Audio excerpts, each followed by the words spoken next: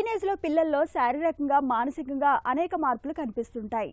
ఈ వయసులోనే కొంతమంది పిల్లల్లో ప్రవర్తనాపరమైన కొన్ని లోపాలు కూడా మొగ్గ తొడుగుతుంటాయి. తోటి పిల్లల్ని ఏడ్పించడం ఈ కోవలోకే వస్తుంది. పదే పదే మాటలతో వేధిస్తుంటారు. శరీరాకృతి గురించి, వేసుకున్న దుస్తుల గురించి, చదువులో వెనకబాటు గురించి అవమానిస్తుంటారు. ఎదుటివారి ముందు వెక్కిరిస్తుంటారు. ఈ రకమైన ప్రవర్తనను బుల్లీయింగ్గా పిలుస్తారు నిపుణులు. పిల్లల్లో బుల్లీయింగ్ ప్రవర్తనకు ఎలా అడ్డుకట్ట వేయాలో ఇప్పుడు తెలుసుకుందాం.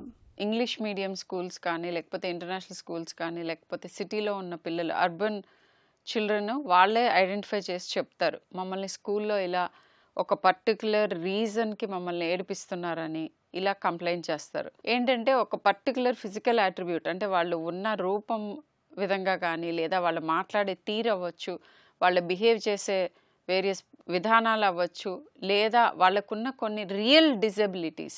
ఇన్ఫ్యాక్ట్ అన్ని పర్ఫెక్ట్గా ఉన్న కిడ్స్ని కూడా బుల్లీ చేస్తారు మిగతా పిల్లలు. సో ఈ బుల్లీయింగ్ నుంచి మనం తప్పించుకోవటం ఎలా, ఇదొకటి. రెండోది, మీ పిల్లలు వేరే వాళ్ళని ఒకవేళ బుల్లీ చేస్తూ ఉండొచ్చు. బుల్లీస్, మీ పిల్లలే బుల్లీస్ కూడా అవ్వచ్చు. సో ఇలా ఇటు కానీ అటు కానీ అవ్వకుండా ఎలా కాపాడుకోవాలి పిల్లల్ని. ఫస్ట్ థింగ్, బుల్లీయింగ్ నుంచి ఎలా కాపాడాలి.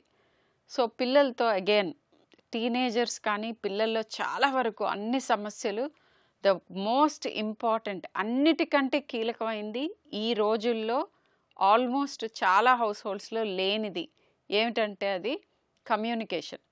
టైం స్పెండ్ చేయాలి మీ పిల్లలతో.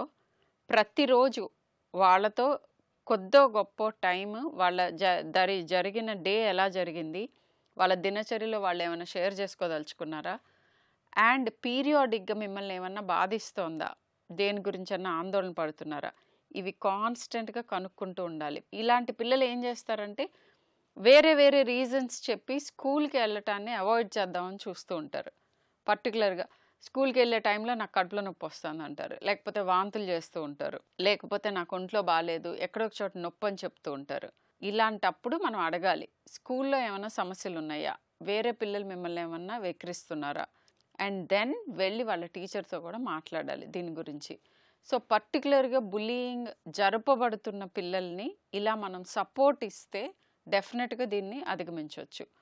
అండ్ ఒకవేళ బుల్లీ చేస్తున్న పిల్లలు అసలు ఎందుకు బుల్లీ చేస్తారు, వీళ్ళకి చాలాసార్లు గమనించింది ఏంటంటే వీళ్ళు కొద్దిగా వీళ్ళ ఫ్యామిలీ బ్యాక్గ్రౌండ్స్ లేదా వీళ్ళ బ్యాక్గ్రౌండ్లో వీళ్ళు కూడా ఏదో ఇంకొక సమస్య ఫేస్ చేస్తూ దానికి అవుట్లెట్ కింద బుల్లీయింగ్ చేస్తూ ఉంటారు.